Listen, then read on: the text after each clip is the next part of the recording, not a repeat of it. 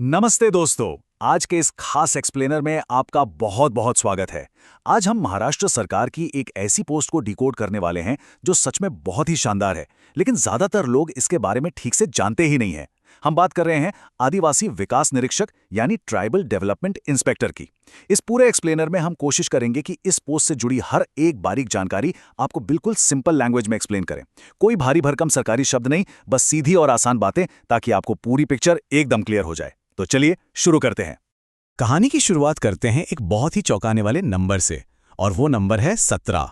देखिए, हाल ही में एक आरटीआई से ये खुलासा हुआ है कि अकेले नागपुर ऑफिस में इस पोस्ट के लिए जो 19 पद स्वीकृत हैं, उनमें से 17 पद इस वक्त पूरी तरह से खाली पड़े हैं। सोचिए, सिर्फ एक ऑफिस का ये हाल है तो पूरे महाराष्ट्र के अलग अलग ऑफिसों को मिला लें तो यह संख्या कितनी बड़ी हो जाएगी। ये कोई छोटी मोटी बात नहीं है, ये एक बहुत बड़ा इशारा है।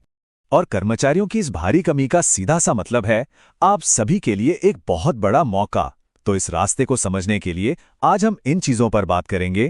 पहला, ये सुनहरा अवसर और इसके लिए कौन योग्य है। दूसरा, असली नौकरी की जिम्मेदारियां। तीसरा, आपका वेतन और करियर ग्रोथ। और आखिर में परीक्षा का पैटर्न।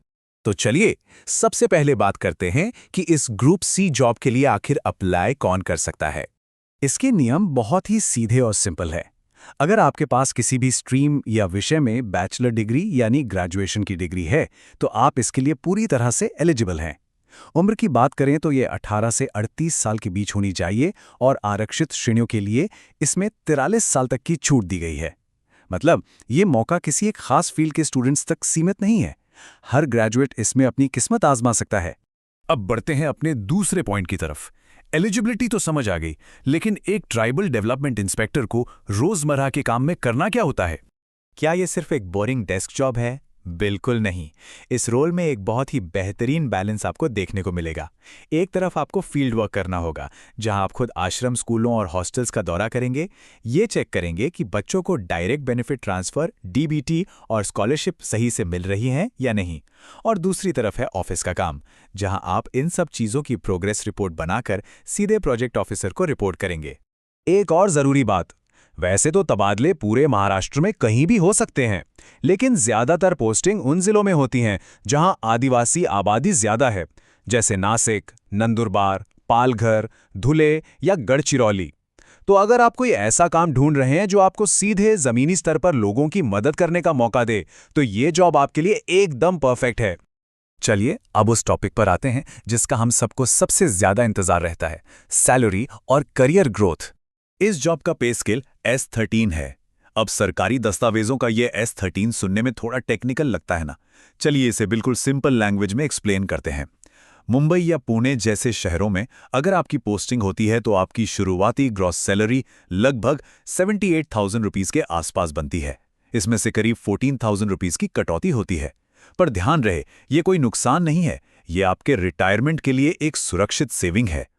इन कटौतियों के बाद भी आपके हाथ में हर महीने लगभग 63,000 रुपए से ज्यादा की सॉलिड इन हैंड सैलरी आती है। और अगर हम लॉन्ग टर्म करियर ग्रोथ की बात करें तो प्रमोशन की सीढ़ियां एकदम साफ हैं। आप एक इंस्पेक्टर के तौर पर शुरुआत करते हैं, फिर प्रमोट होकर सीनियर इंस्पेक्टर, उसके बाद रिसर्च असिस्टेंट, फिर असिस्टेंट प्रोजेक्ट ऑफिसर और अंत में एक क्लास 1 प्रोजेक्ट ऑफिसर की शानदार पोस्ट तक पहुंच सकते हैं।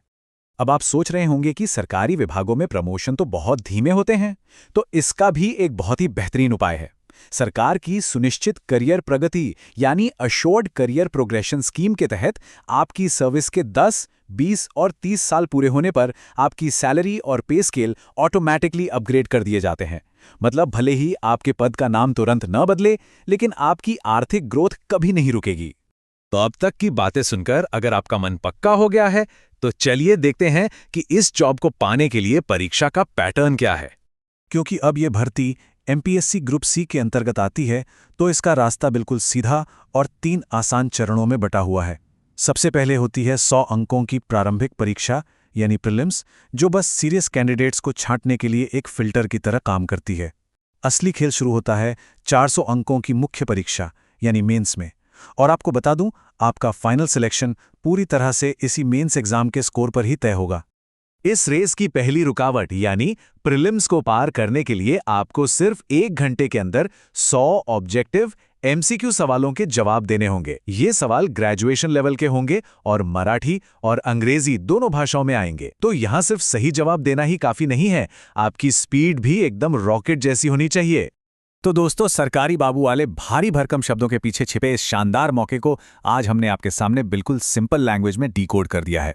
इतनी बेहतरीन सैलरी, कमाल की करियर ग्रोथ और सबसे बड़ी बात, इतनी सारी खाली पोस्ट्स। इसे एक ड्रीम जॉब कहना बिल्कुल गलत नहीं होगा। अब पूरी कहानी समझने के बाद एक ही सवाल बाकी रह जाता है, क्या आप इस जबरदस्त मौके का फायदा उठाने के लिए आज से ही अपनी तैयारी शुरू करने के लिए तैयार हैं? सोचिएगा जरूर।